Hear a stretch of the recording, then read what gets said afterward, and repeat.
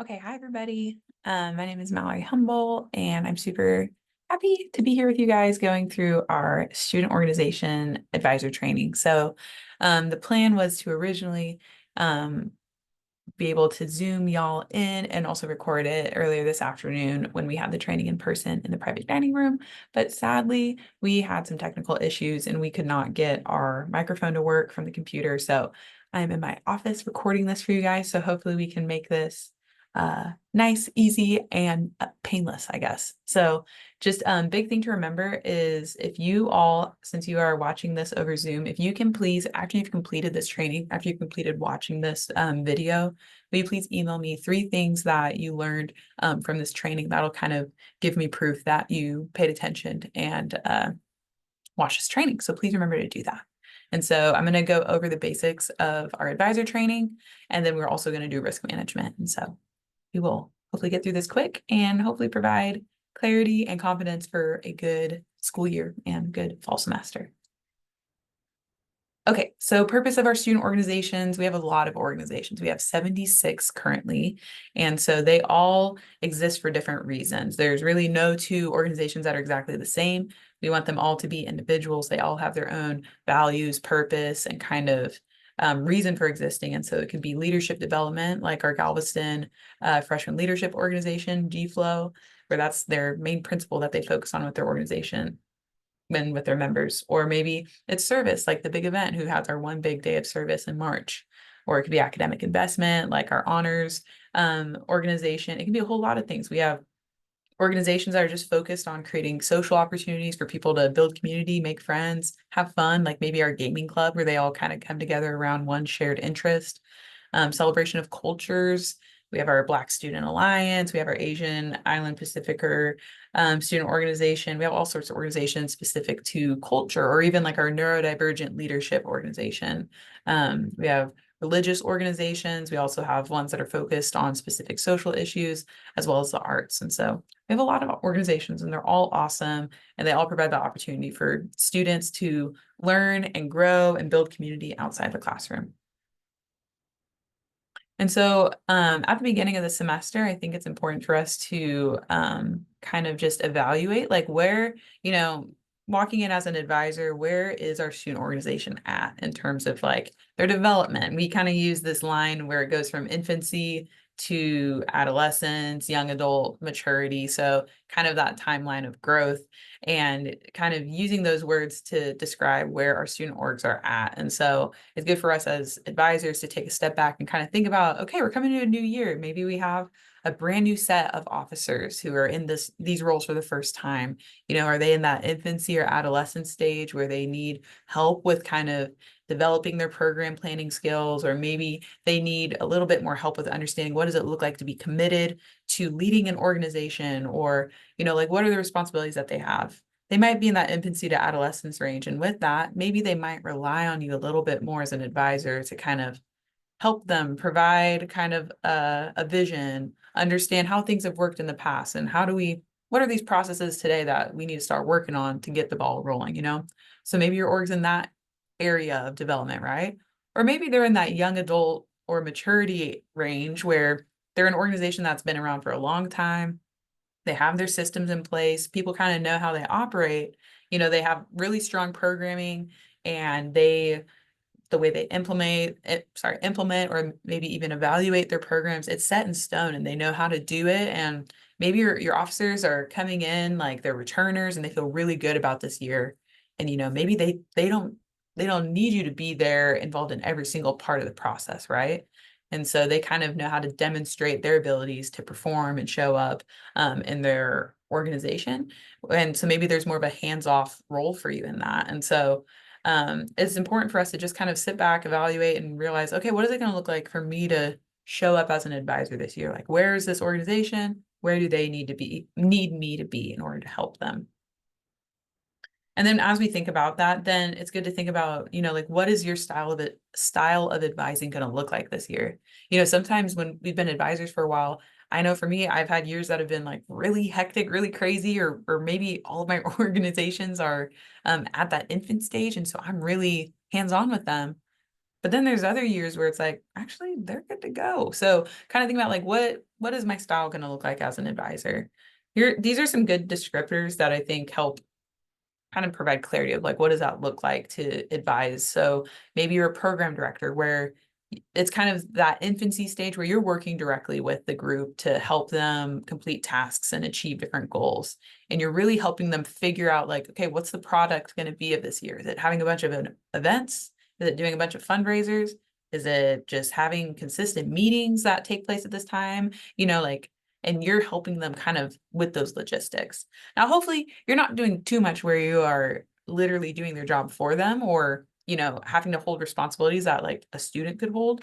We don't want that because it's a student organization for a reason, for the students to operate. But maybe you kind of have that more involved role where you're helping them make decisions. Then maybe you're kind of coming in as like a program director for them. But then there's the program teacher role where it shares more of that responsibility with the students and with the group. Maybe the students are starting to make their own decisions. Maybe they don't need you to be involved in every single piece of it. You're kind of just teaching, being there kind of along the way, ready to step in and help wherever they need, but they're starting to grow that ownership. And then there's the program advisor, again, moving more towards hands-off where, you as the advisor don't have to focus so much on the product, the specific events that they're doing or the specific, I guess, like operations that they have going on. And you're really just there to help them kind of process, like, how did things go? How can things be better? Like, what do you guys think you learned from this? What would you tell future officers to do to handle this better? Maybe you're helping them just process it. And so you're just kind of advising, kind of just being there to help out, and they come to you and you help them think about the future and think about kind of like the grand scheme of things. And then there's kind of program consultant where it's a really hands-off, but not in a bad way role where like the student org is really just fully functioning on its own, which is really awesome. Like there's certain organizations where that's great and we want them to operate that way. I think of one of my organizations, Big Event, I want them to be like a fully functioning, well-oiled machine of student leaders that make that big day of service possible. They're the ones, calling and figuring out the catering for the day. They're the ones creating the sites, going out to the community, interacting with folks to create our service sites. Or they're the ones that are doing all the communication to the student body on how to sign up. I'm not the one that they have to rely on to do that. Or I'm not the one that has to be like, hey guys, this is a vision. These are the goals. Hop on, let's go. They're running it. So I'm more their program consultant. And so I'm there to help them maybe like remember, hey, like historically, this is how Big Event works. Historically, this is what the budget has looked like, but you guys run with it. And so I'm really just there to kind of approve things, make sure that, they're following rules and staying kind of consistent to what the norm is, but it's really their show. You know what I mean? So I think these are good advising styles to refer back to and just prepare yourself for the school year. Like, okay, how can I show up? Also, how is the org performing? What do they need in an advisor right now? And so these are all good things to be talking about with your officers, hopefully on the front end of the semester to have, everybody on the same page of, okay, what does it look like for us to show up and come into the school year? All right, next, talking about our quadrants. So this is really important. I want to make sure I go into depth on this so that way folks have a good understanding of our trainings and how they operate. So you've probably been having a blown up inbox by me, and I apologize. But also, there's so much information that and deadlines that we want to get done on the front end of the semester, so that way our organizations can start operating as soon as possible. And so with that, you should have received an email from me explaining that there are these online trainings through StuAct Online is what it's called. And so StuAct Online, it's very similar to Wheelhouse, but it's like a hub through College Station. And we're using it as our hub for all of the required online trainings that College Station expects of our organizations. So this is kind of something new. We started doing it last year when a piece of our kind of operations with student organizations centralized a little bit to College Station. So now we do these online trainings alongside the in-person training that all organization officers came to, led by me on the first day of classes. So they're all good to go. They've all figured that out. Now it's just getting this done. So quadrants, what are quadrants?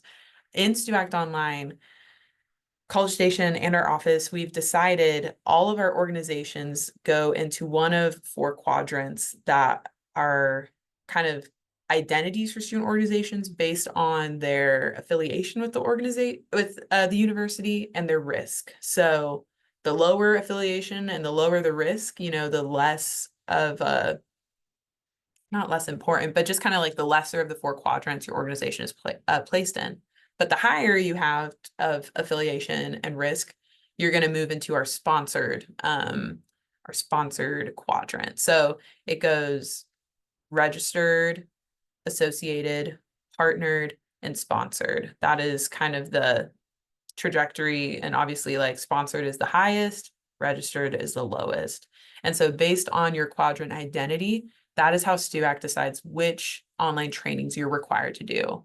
And again, that's only for advisors, presidents, and treasurers to complete. So hopefully you all have maybe started on this at least, or hopefully a majority of you have finished this as well. But I just wanted to clarify that so you understand, like, what is this? Why do I have to do this? How is this decided for me? And so I'm just going to go into a little bit more detail on that. So with our lowest of quadrants, the registered quadrant, these are all of them. Feel free to take a picture of this. If you organize any of these student organizations, they are within that registered quadrant. And with that, lucky you don't have to do any online training. Just you attending my in-person training as an advisor, and then the student organization leaders attending my in-person training back during the first week of school, that counts. That's training enough. The only thing they need to do is go into STUACT and update their profile, upload their constitution, and upload a signature card, which they do need your signature for that. So hopefully they've been bothering you about that. If not, bother them. They need to do the signature card. It's just showing who has access to the money. It's the president, treasurer, and the advisor. So that's our registered quadrant. Then moving up a level is our associated quadrant. So that's going to be these student organizations on the left. And so if you are in this classification, you have to do the online advanced risk management training, then one elective module of your choice. And then, of course, these 3 profile updates that we talked about. And again, you can find this in your STUACT online. Everybody has an account, and you just go to your profile, and then there's a training center, and it'll have all the modules there for you to choose from to select and complete. And everybody has to do this semester because there's some wonky timelines, but basically College Station, when all of us did our training last semester, and we did all this online, it basically states that, our organizations are good to go from that training until October 31st, which is a really inconvenient date. It's right in the middle of the semester. And so that's why we're asking you to do this now on the front end. So that way we can get you guys, greenlit, checked off. And so that way we don't have to worry about organizations getting frozen and unrecognized on October 31st. So that's why even if you go into your profile and it says you're good to go, you're checked off, you're only checked off till like October 31st. So do it now, or else your organization might be mad at you if the advisor not doing their online training holds them back from being recognized in October. So just get it done on the front end. Then our next quadrant is partnered. These are these folks on the left. And so these advisors, presidents, and treasurers have to do our student organization marketing communication module, and then one elective module of your choice. And then again, those profile updates. And then finally, our sponsored quadrant. So with the highest amount of risk and association, we also have the highest amount of training. We do the advanced risk management, student org marketing and communication, and then 2 elective modules of our choice alongside the profile updates. And guess what? Great news. By you attending this training right now, this checks off you having to complete Advisor Recognition Core or Advisor Essentials. You might see in your training center that maybe this is something you need to complete, but don't do it, because our office has the ability to go in and check you off as completing it because you came to my training over Zoom. But if you are a brand new advisor, or your organization you're advising is brand new and started just this fall, we are sadly still waiting on College Station to update your organization into the STUAC system. And so right now there are no trainings for you. And so I would say just wait until I bother you in the future when you are updated, so that way you can complete those trainings. But as of right now, as long as those officers went to my training at the beginning of the semester, we're kind of seeing them as good to go. As long as they kind of meet some of our requirements, they're good to operate. So if you have questions about that, feel free to shoot me an email. But yeah, you don't have your STUAC trainings yet. Sorry about that. Okay, so now we're going to talk about Wheelhouse. Wheelhouse is a hub. It's like a website where all of our organizations, all of their information is kept on file. It's where all officers have access to their events, their finances, their roster of members, their what do you call it? Volunteer hours. They can do elections on there. They can keep different types of forms and documents on there. It's really their hub for everything related to their organization. And so you as the advisor, really all you have to interact with Wheelhouse for is when you need to approve or deny, their purchase requests when they want to spend money, or their event requests. Anything that they're doing on campus or off campus, they have to submit an event request for it. So I'm going to show you what it looks like to get those notifications so you know how to handle it. So this is just a screenshot of like my inbox. So if an event request comes in for me to approve, it's going to look like this. It's going to be titled Texas A&M University Galveston. I think it says Wheelhouse after that. So if I click on it, then this will show up. It'll tell me you have this event request submitted by so-and-so for this organization. Please go in and review it. I click review submission, and then it's going to show me, it's going to take me into Wheelhouse. I'm currently in Wheelhouse, and this is an event request form. And so you're going to see all the details. If I was in the website, I would be able to scroll down, but you're reading all the portions of the request that they fill out. And you as the advisor are just making sure that all of their information makes sense. Hopefully it's something that like you've agreed upon as an advisor and you're aware that it's going to be happening. There's a comment section at the bottom. So if you have questions, you can be like, hey, did you actually book this room? Or, hey, I haven't heard anything about this. Can we talk about this real quick before I sign off on it? You can really put any comments in there. And then you can just go through and make sure it's good to go. And if you think it's good to go, then you'll have a little thumbs up next to your name that you just click. Right now you're seeing my view since I'm a student activities professional, like since I have access to give the full approval of the organization, I have an approval box. You won't have that. You're just going to have the thumbs up. So you just give a thumbs up to it when you think it's good to go. Or you can deny it, or sorry, you can thumbs down it if you're like, actually, I don't agree with this. And we get notifications of that and we can kind of help with the communication of that. So that's an event request. And so a purchase request, those notifications will look the same. It's just, it'll say purchase request instead of event. Excuse me. And so when you click on it, it'll take you to this page in Wheelhouse, which it just says purchase request, the number. And this is another thing where like you can scroll down and you can see all the information about what is it that they're going to be purchasing? Where do they plan to go to make the purchase? Why are they doing this? What is this for? And so then all you do is you go over here to this change stage. So you're not like, there's no like approval or thumbs up with a purchase request. You're just changing a stage. So you click on it and then it takes you to this. And all you're doing is you're moving it from advisor approval, because that was the stage it was in when you received it in your inbox, right? And now you're moving it to student activities department approval. So that way we know, and the student knows, okay, I go to student activities and I go check out a credit card or a purchase card, or we call them P cards, to go make my purchase. So that way they get the notification that it's with student activities and they are good to go and they can go get whatever they need to make the purchase. And so these are really helpful. It shows you literally the account that they're requesting the funds from. So you can make sure that what they're requesting, they actually have it in their account. So we need you as the advisor to sign off on these things. These are some of the biggest things that our organizations do. It's spending money and planning events. So we will not sign off on something or approve something unless the advisor approves it first. So just make sure to stay on top of your email. Usually orgs do a good job of just kind of, whether, it's sending an email or a text to their advisor, like, hey, we just put this in, can you go and approve it? Then you go in and do it. And so it should be pretty easy. So that is how you handle requests. So now I'm just going to go into a little bit more detail on the finances. So that way you kind of understand the behind the scenes of how this stuff works. I'm not going to go into a lot of detail because I think the deep details of it, that's really for the students to know. That's for them to understand. Those are their responsibilities to handle. Your job is really just to be aware of what's going on, know that they're doing things that are safe and smart, and then just approving of it. So I just want to make sure that you understand. I'm not going to go into a lot of detail. If you want more detail, if you want to understand the whys and hows behind everything we do, I'm happy to explain that to you. But I'm just trying to keep this at a level that informs you, but is not more than you need to know. So when it comes to finances, organizations have two accounts on their wheelhouse. They have an organizational account, which is whenever they do fundraisers, whenever they have dues that that collect money, or if a donor wants to donate money to them, whether that's with a cash, check, or an online payment, we help them figure that stuff out. That all goes into their organizational account.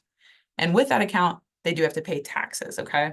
That's just like a small little detail. It's not tax exempt. That's their money, though, that when they're making those purchase requests, they're spending money out of that account. But then the second account is their allocation account. This is an account specifically tied to student government's finances, where our organizations have the ability to go to SGA and request funding from them for any event or maybe a conference they want to go to, any activity that they're doing. They request that money from SGA, and if SGA grants it, that money goes into that separate account, the allocation account. This account, it doesn't roll over.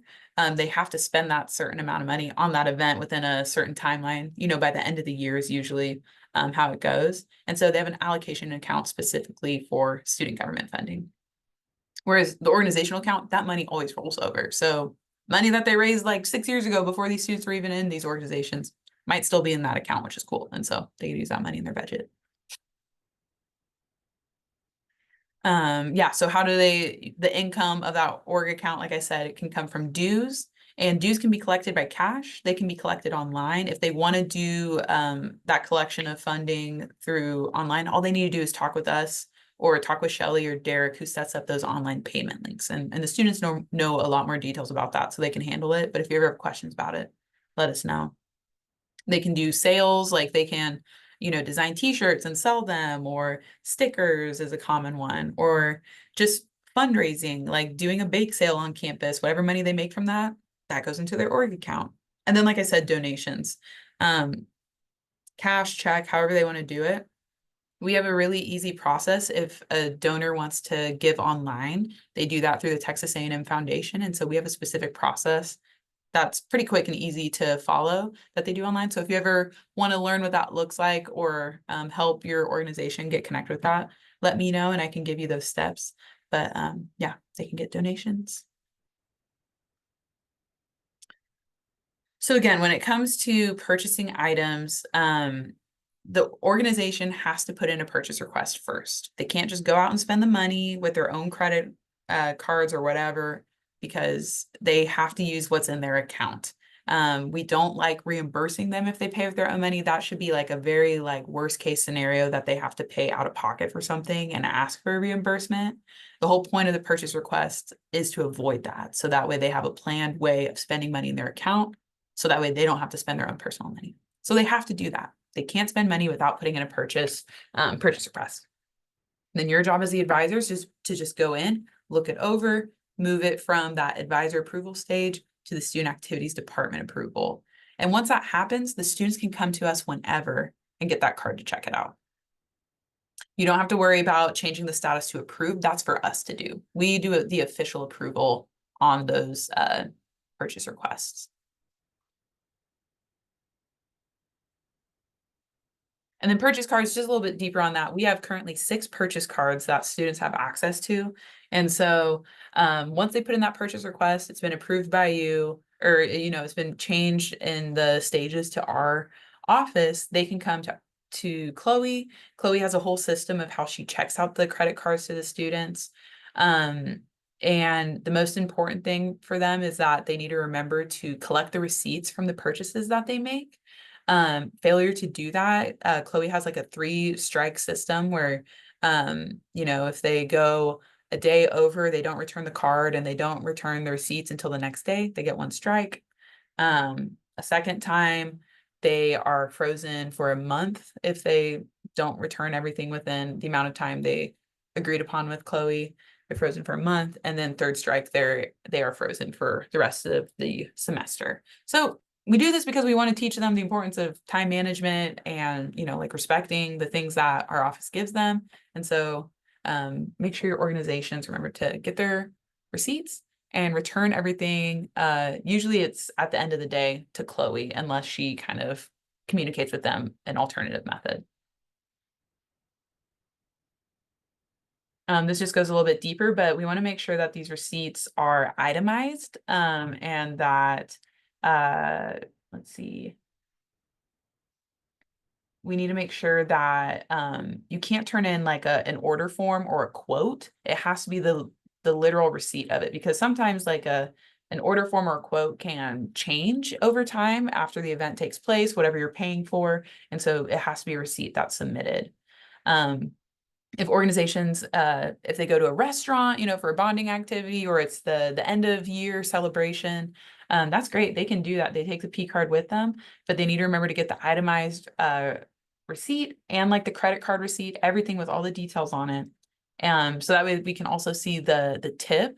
And an important rule is that you cannot tip more than 20% when you're using these P cards. And then just with that, kind of how it works when they make these purchases, they keep the receipt, and then Chloe gives them a quick form to fill out that says exactly what they purchased. So they just need to fill out the purchase card receipt form is what it's called. So they have just a little bit of paperwork, but it's not that hard. It's just helping us keep track of all the details, and knowing how the money is spent. And so that way Wheelhouse can be up to date for their accounts. So then there's travel cards. Travel cards are just a little bit different from a P card in the fact that these are to only be used for expenses like flights or rental cars or hotels. Like you're using it for specific like travel purposes. And so we give those to the organizations, and they can like take them with them on the planned trip that they're going on, and then they use it for all of their expenses. And so this card is special because it helps us know that like, okay, whenever things are spent on this card, it's because they're in travel mode. And so we really ask that when students put in an event request that's requiring travel, and travel is when you're going 25 miles or more away from campus. And usually like we see students use this for like going to conferences, or yeah, that's usually the biggest one, or like retreats that they might be doing off campus. So we want to give them a travel card to handle all their purchases with. We ask that they submit those event requests in a couple weeks in advance, so that way our office has time to look over the event request, know all the details of where they're going, how they're going to be spending their money. Chloe has time to, make sure she has a travel card to give to them. So it's just really important that they're planning things in advance.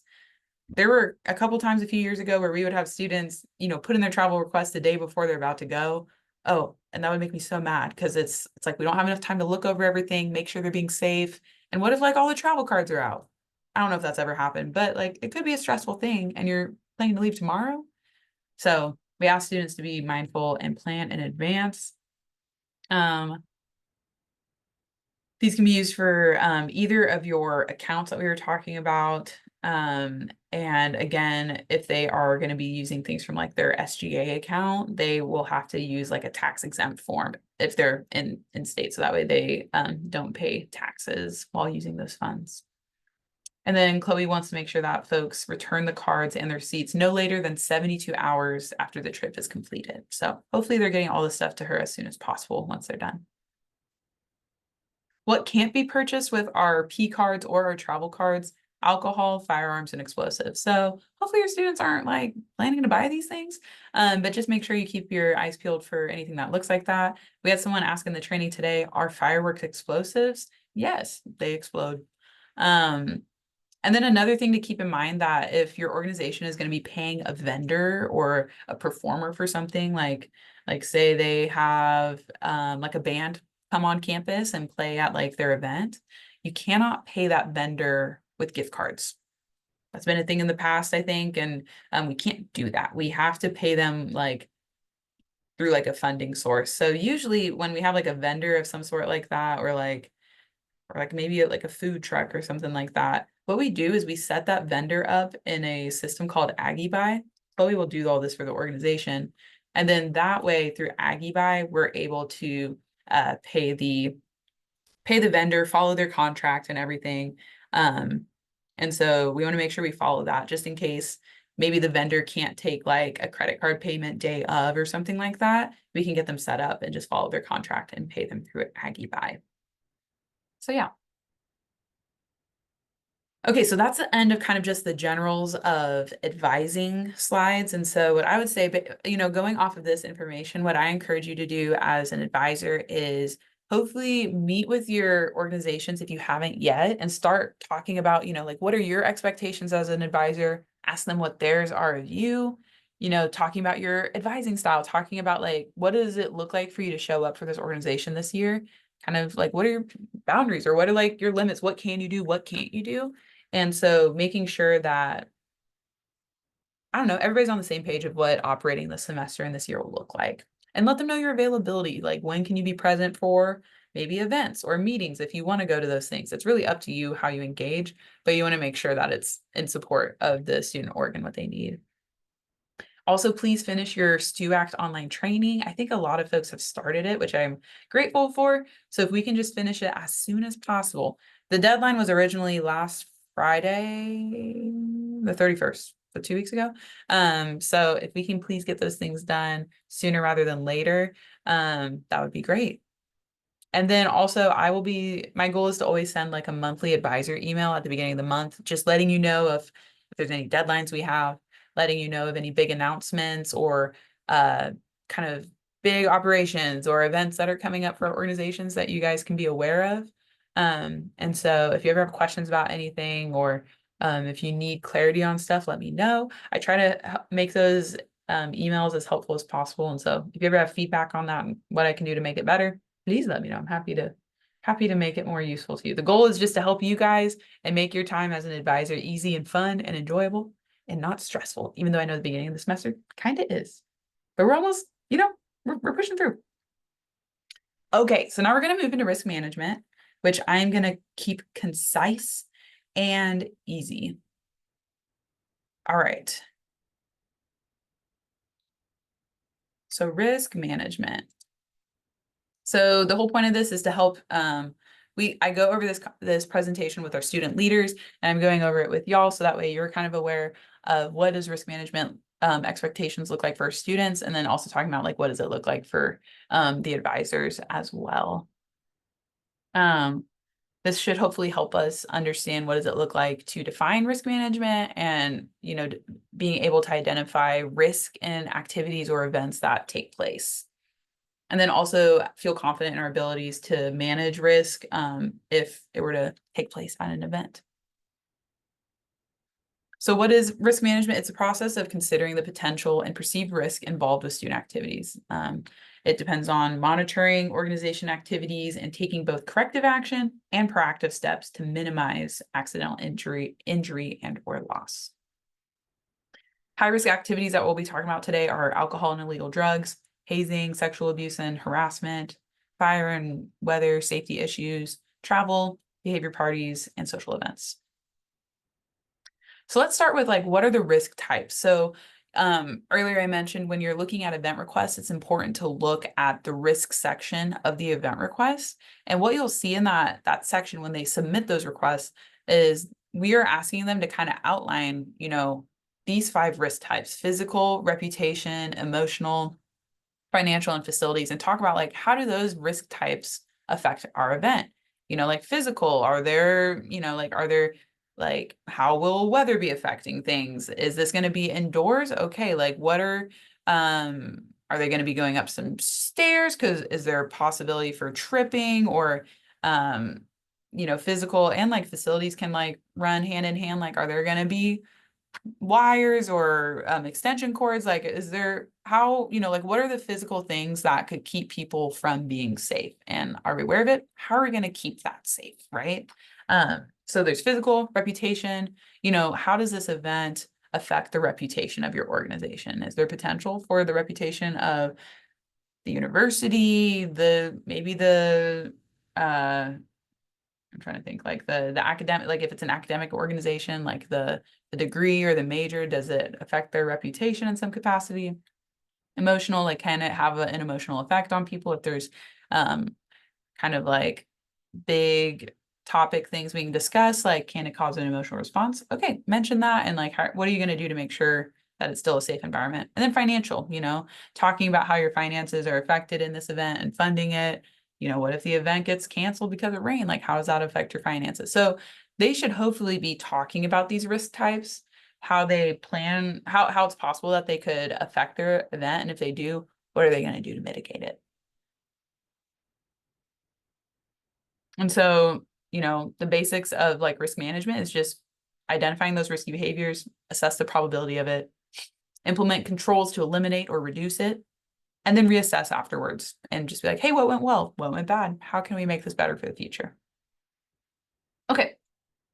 So alcohol, illegal drugs, and penalties. A lot of this is just kind of providing definitions and helping students understand what these things are and their responsibility as leaders to make sure that these things don't take place at their events. So we talk about public intoxication, minor in possession, minor in consumption. You're all adults. I know you know what these things are. We all know they're bad. And so we really want to make sure that our students know that there needs to be a plan for how we're going to reduce the possibility of these things taking place at our events, whether they're on campus or off campus. There should not be room for people to be publicly intoxicated, minors to be drinking, or in possession of anything. That is wrong, and you get in big trouble for that. We talk about fines and how going to jail can really ruin your time as a student leader. And so we talk about these things to help them understand you really don't want anything possible tied to these behaviors to be taking place at your events or your activities. Driving while intoxicated, this is something that I spend a lot of time talking about with them because there are events where like alcohol can be present. Sometimes, like I think of our grad student organization, they might have an event off campus at like Stuttgart and kind of as just like maybe it's a fundraiser or maybe it's just like a welcome party. That's great. And they will mention on their in the risk portion of the event request that alcohol will be present there. So then it's like, okay, what are you going to do to make sure people are safe? Like, how are you going to instill that nothing goes wrong, right? And so they'll talk about that in detail and they do a great job of it. And something that's important is that we want to make sure we're talking about how we are going to make sure a safe environment is there so that way no one's driving intoxicated. I think this is a big issue with college students. And so I really hit hard on the fact that as Aggies, we need to look out for our fellow Aggies, not let them do things like drive intoxicated. How can we get, a DD or call an Uber to help so-and-so get back to campus? And how are we going to, who's going to stick with them and make sure they get back to their residence hall safely, right? And so especially when we're talking about consumption of alcohol, we understand that sometimes there's events where alcohol is going to be present. We just need to make sure our students understand that there's a liability with that and they're responsible for creating an environment where people can still walk away safely. And if people aren't making good behaviors, like how are we gonna get the help that we need to solve those problems? Possession of drugs. Again, we talk about these things to make them understand that there's a lot of risk involved. There's a lot of accountability and you don't want to go to jail if these things are present at your event. So don't let it happen. Don't let there be a door open for this to take place at your events. Methods of control. So these are important things to consider. So another example of an event where alcohol could be present, I think of is Maritime Ball, where they've had it at locations like Guido's or maybe like in the ballroom of like the Tremont or something like that. In those spaces, there is a bar, right? And so what do they do to mitigate that risk? They talk about how, okay, there's a bar present. We're going to make sure that we have hired these professional security guards who are going to be checking people's IDs at the door. We are going to talk with the bar staff to make sure that there's non-alcoholic beverages that people can drink, and that there's also food. We're gonna pay the extra money, make sure that there's food at every table for people to consume. We also, maybe it's talking about having like the bracelets to let the bar staff know who are minors and who are over 21. So it's like we're not saying like no alcohol ever. We understand that can be present at places, but it's all about what are your methods of control, right? And then doing things like the whole point of the event request, it helps you have a start time and an end time of your responsibility, right? The student organization being responsible for what takes place. And so just making sure that there's good behavior and that we're maintaining an environment that is controlled when things like alcohol are present. And so again, what should we do? We need to know the law. We need to understand that there are rules and that we don't want these illegal behaviors to be taking place at our events. And that we, again, have plans though of how we're going to help people in case somebody's impaired or somebody is just drank a little bit over their limits. What are we going to do as leaders to make sure that they get back to a safe environment? So hazing. Hazing is defined as any intentional or reckless act occurring on or off the campus of an educational institution by one person alone or acting with others directed against a student that endangers the mental or physical health or safety of that student for the purpose of pledging, being initiated into, affiliating with, holding office in, or maintaining membership in any organization whose members are students at an educational institution. Long definition, but it's an important one. And as advisors, we need to be paying attention to the behaviors, the actions, the events that take place, under our organization's leadership, and making sure that there's no room for hazing to take place, and that people don't feel forced to do anything in order to gain membership or in order to get a leadership role. And we need to remember that hazing, obviously, it's not good. And it doesn't help people assimilate better. It doesn't build like this inner strength or anything stronger within the organization. It doesn't take into account the psychological state of an individual when it's taking place. Hazing is the opposite of having boundaries. It's not providing any form of safeguard for anybody. And like when we talk about hazing, it doesn't just have to be an illegal activity. It doesn't just have to be ingesting something. Like those are maybe some common assumptions of hazing, but it could be telling someone like, hey, do 20 push-ups and then I'll let you into our meeting. Like, no, we're not going to do that. We're not going to do anything that forces somebody to behave a certain way or complete a certain action in order to gain something. We can't do that. Because again, hazing, all it does is it creates a cycle of abuse and like the absence of trust. There's this false sense of power that the people doing it feel, and it just displays this absence of boundaries or even compassion for people because you're forcing them to do something against their will. And it only humiliates, degrades, and embarrasses others. So again, it's important for us to be aware of these things as advisors, stand up when something feels wrong, or if it's like, oh, it's a tradition. A&M, we love tradition, and tradition can be really great, but it's good for us to still kind of consider some behaviors if people are just hiding behind like the tradition statement and you realize like, oh, actually people are being forced to do something and that's not fair. If it seems secret, ask questions. Or if there's always this just kind of like groupthink narrative of like, oh, it's how we've always done it. It's what they did last year, so we're going to keep doing it. Hey, let's take a moment and think about this, So don't be afraid to ask questions. And if you are kind of like, hey, what's going on here?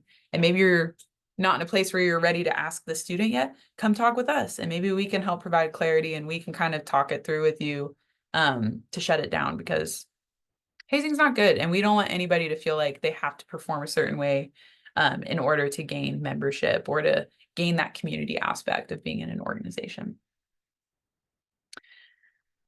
All right, sexual abuse and sexual harassment. So this is obviously a very deep topic. And so again, this is one of those things where we talk about the definitions to inform our students, to inform our advisors, so that way we all understand like the responsibility that we have of keeping others safe, advocating for others, and connecting others to resources in case something bad were to happen to them. So sexual harassment is unwelcome conduct of a sexual nature that is so severe or persistent that it keeps somebody from being able to participate in university programs, like whether that's an organization, in the classroom, just to operate. It's something that is hurting them over time and keeping them from being themselves. It can include unwelcome sexual advances, requests for sexual favors, not taking no for an answer, repeatedly calling someone an offensive name based on their sexual orientation, or regularly making fun of someone because of their gender presentation. This is all sexual harassment. And then sexual abuse is it's the forcing or tricking or manipulating of forcing someone into sexual activities. The individual might not even understand what's happening to them is abuse and that it's wrong, because it's such a consistent or pervasive behavior. And this has like a wide range of definitions as well. It can be assault, It can be forced contact or coercive nature, indecent exposure, obscene phone calls, sexual harassment also goes into this definition, voyeurism, grinding, peeping.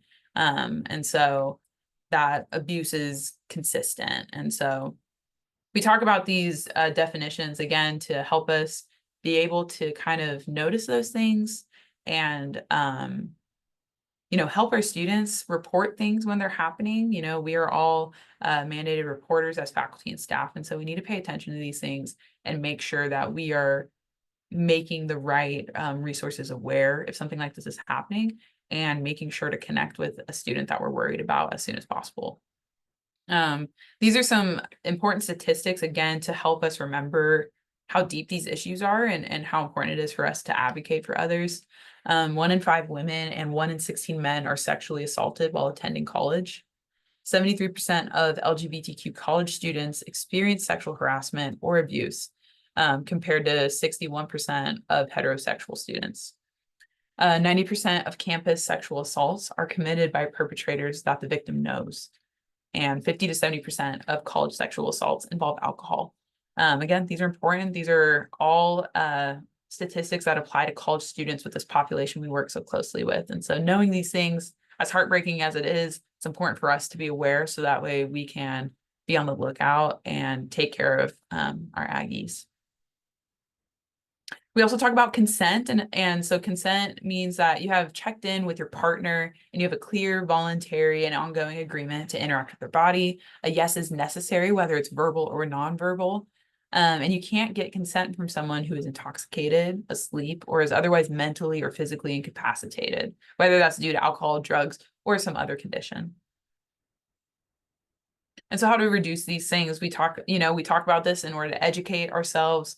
We want to be looking out for each other, encouraging students to always be in groups when they're doing different activities, making sure that if alcohol is present, we really want to encourage them to not leave anything unattended.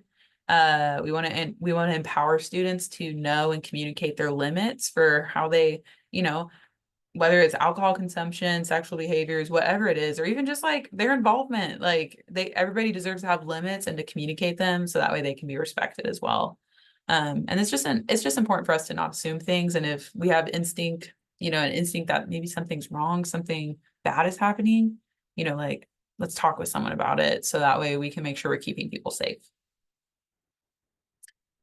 We always talk about like if somebody has been assaulted or if they've survived something like this, it's always important that if someone's sharing that with us, we want to make sure that we're providing a safe environment, that there's the opportunity to preserve the evidence, and that the attack is reported if that's what the individual wants, encouraging them to seek medical attention, and then also connecting them to our resources on campus or in the Galveston community, whatever they may need. Making sure that we can do that. And if you ever have questions about like what are our resources in the community, come talk with me, or even our 1973 Center, Danny Rowe. He's a really great advocate for different resources we have on the island. Our counseling staff, our counseling department are incredible individuals that, that's their job to meet with students. And so if somebody has gone through something like that, helping them get connected with our counseling staff is a really great step. And again, just providing those environments where the person, the survivor can make decisions. We want to make sure we're listening actively and with patience, and we want to, refer them to whatever resources we can. All right, fire and life safety. This goes back to, again, when we're thinking about the events that our students put on. Basically, we want our students, when they're thinking about physical risks, fire safety, weather, campus emergencies, these can sometimes like affect the activities of an event. And so we want to make sure that our organizations know that, in the case of an emergency, you call 911. Our campus PD are always available to help with situations. We want to always kind of have in the back of our mind, if something were to go wrong, if a fire were to take place, how are we going to evacuate people out of the space that we're in? Or how, if like there's a weather issue, how are we going to shelter in a safe space for our students? And so, yeah, just knowing to call 911 and our campus PD will always help us with those emergency situations, knowing that like CAGI alert will always let us know if anything is happening on campus that we need to be aware of. Back to fire, always kind of, if an event's taking place, make sure that these things aren't there, you know, like careless smoking, candles. If we want to make sure if cooking's taking place, it's safe, and that our students are being smart with their cooking, or if it's a vendor, that it's in a safe space, that extension cords aren't being overloaded, or power outlets. And then again, campus emergencies, you know, there's definitely a lot of resources for us and trainings for, in the case of like a terrorist or a shooter or a bomb threat, how to handle injury accidents. And so if you ever want access to those trainings or those resources, our campus PD can give that to you, but also like we're happy to direct you in the right direction for that information. But it's just good things to be aware of. Hopefully none of these things will happen at our student organizations events, but it's good to be aware and to be on the lookout for these things. All right, travel. Biggest thing with travel, again, like I said, it's whenever an organization is traveling 25 miles or more away from campus, that's when we call it a true travel event. And that's when we ask that when they fill out their event request, they are filling out the travel portion. And so some of the big things we encourage for students is to always be considering, you know, backup methods of transportation. You know, this is a big one, but like not traveling in open beds of trucks. We've had literally specific issues where students have gotten hurt from that. We don't want that to happen. When they're driving long distances, have plans for people to take breaks and take over driving. You know, we always want them to be considering like, how long are they going to be traveling? You know, are you going to be exhausted? Like, who are you relying on to be in charge of the travel portion of that? And just, you know, as they travel, be aware of like their resources and how to be safe and how they can contact like emergency vehicles if needed, or if they're stranded somewhere because of bad weather, who to contact, how to be safe in that environment. But these are the biggest takeaways that I have for y'all as advisors, is that when travel is taking place, we want to make sure that everybody that is doing it is 18 and above, so that way they can sign our risk waivers. If they are minors, we just have a little bit more details and bureaucracy we have to go into and make sure that like parents are aware, things like that. So ideally, we just want everybody to be 18 and above. We ask that our student orgs put in their event requests weeks in advance, so that way we have those details. We can get them the travel cards. We can help them line up their transportation even if needed. Kind of just help them with planning that out, because it takes a lot more time to invest in an event that involves travel. This is a big change if your organization is going to be driving a university vehicle or a rental vehicle. Our drivers have to get their driver's license background check. So this is required. It's filling out a form. And so once we start seeing organizations that are going to be using rental vehicles or a university vehicle, we'll make sure that they fill out that form. We just want you to be aware as well. If you were going to be driving a vehicle of these type, that you would also have to get it, your driver's license background checked. And I think this background check is just good for 1 year. So you just it's an annual thing, most likely. A big update is that in years past, we used to require that if you're going to be driving somewhere, the drivers have to upload their driver's license and their proof of insurance, which is really tedious, and it sucked on our end because, oh my gosh, countless times students would just upload outdated driver's license and insurance, and we have to send it back and ask them to re-upload it. Oh my gosh, it stunk. But now College Station has changed the requirements, and so all we have in the event request form now is they just check a box that says, I understand that I need to have an updated driver's license and proof of insurance while traveling for this event. So the onus and like the responsibility is really on the student to make sure that they have those things, but it takes away the tedious processes of us checking it off. Because honestly, it's just a lot to handle. And with how many organizations we have, we just can't do it. So they have to check off the box. And if they get pulled over and they don't have the right stuff, that's on them. And that's going to be a great lesson to learn. So that is a big update. And then finally, all travel requires a risk waiver. So they have that in their event request form. Everybody has to sign one individually and upload it. So that way they are aware of the risk involved with their event, and that we also have access to like their emergency contacts and whatnot in case they were in a risk, a bad situation. Okay, and the last section of this training, we are almost done, is behavior in parties and social events.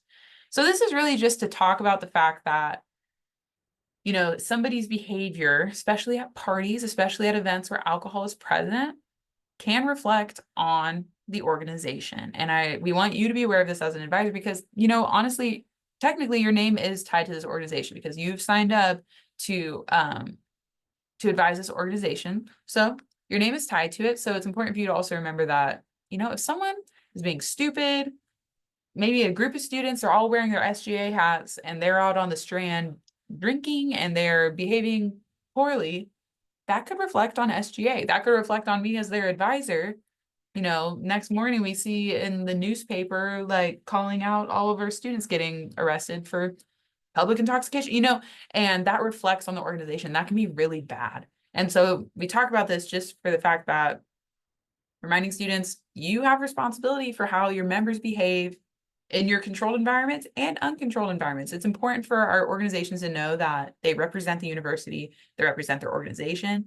They need to be smart with how they behave in spaces because where like 3 or more people are gathered, it could be assumed that, oh, I think this is like a residence hall association event. And oh my gosh, they're all drunk. That's crazy. And then the word travels. So just remember, we are responsible for people's behaviors, and that's why we train people. That's why we help them understand this risk and understand the responsibility that they have. So hopefully they don't make those stupid choices. And so how do we prevent this? We use good judgment. We encourage student orgs to really talk about like, hey, what are we going to be attending? What are the things that we're going to go to as an org that like represent us? Is that a smart place to go? Is that a smart thing that they're doing at this event? Maybe we shouldn't go. Posing for pictures, be smart about that. Be smart about the things that you have in your pictures and how they might reflect on you. And just always kind of having that mindset of like knowing when to go. If things are starting to kind of rise up and seem like they're going in an iffy direction, get out of there so that way you aren't associated with anything. And so that's why we just talk about all of this. It's to help them understand expectations and who they represent as with this role as like leaders on campus and their organizations. And finally, we just want to make sure that all events, activities on or off campus, anybody can participate in them, right? We want to make sure that, especially that they're like ADA approved, like anybody who has a disability can also participate in the activities and that there's nothing that would hinder their access to that. And anybody who has a disability, it can be within this definition, but they could have a physical or mental impairment. It could be just like a record of having an impairment of some sort. Anyone who is regarded as having such an impairment. So we want to make sure that our programs and activities don't operate in a way that just assumes everyone can do it, or that, or kind of in the more negative way assumes off prejudices or stereotypes or kind of communicates anything that's inappropriate or that could be hurtful to any community. And so we want to make sure that anybody can participate in these activities no matter what. And so that's it. So we just went through risk management with you. Just know that all of our officers have gone through this as well. And their job now is to give this exact same presentation to their members. Again, we're doing this so that way everybody understands what risk is, how to, have a safe environment, how to have a fun time as an organization, but be informed on our responsibilities as leaders. So they will have to submit proof that they gave that presentation to me by October 5th. They all know that. And so, yeah, that's really it. That is the end of the training. So thank you for being a part of this. I really appreciate you taking the time out of your day to watch this video. And also just taking the time out of your schedule to be a advisor and to meet with our students and to help them in their development and growth as leaders. We know that you don't have to do this, and so it means a lot that you do.